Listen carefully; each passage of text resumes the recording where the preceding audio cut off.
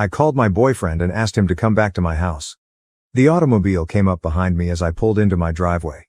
Fortunately, by the time my brother-in-law exited his mother's car and attempted to approach me, my partner was turning down the street. My boyfriend was shouting at him as he ran out of his car. Jeff began shouting right away. I simply wanted to apologize. I only wanted to say I'm sorry.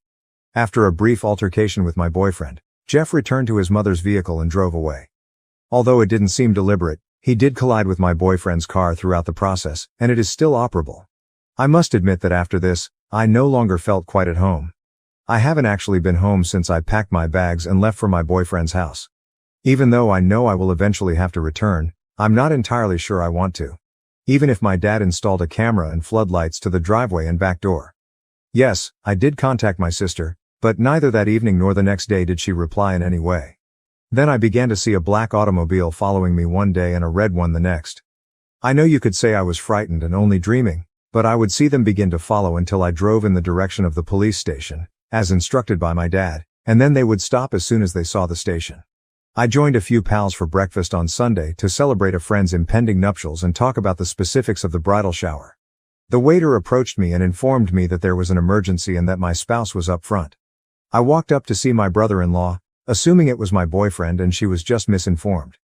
In an attempt to avoid creating a commotion, I walked up to him, spoke softly, and told him to go or I would contact my father. He informed me that he just wanted to apologize because everything had just gotten out of hand. It was odd since we were sort of in the doorway and people were rushing in and saying, "Excuse me." I therefore proposed that we move outside to clear the area. He stated he didn't mean to call me a bitch and apologized when we got outside. I interrupted him when he said that I didn't understand how difficult it was for him, stating that I didn't care since his actions were getting too aggressive and disorderly, not only toward my sister, but toward everyone else as well. He begged me to think again, but he acknowledged that he could understand how I could feel that way.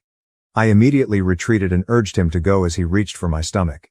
I mentioned that my dad's stalking was a problem and that we could arrange a time to speak, or I would call the police.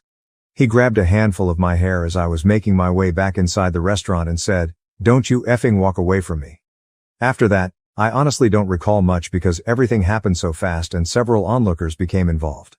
Although he ultimately ran away before the police could reach him, a report was made. Similar to what happened at the restaurant, he attempted to approach my airport terminal 2 days earlier, claiming to be my spouse and informing them of an emergency. He refused to leave and was taken into custody. Naturally, he received bail and has since started sending me the most disgusting messages. After the performance he gave at my employment, my sister did leave him.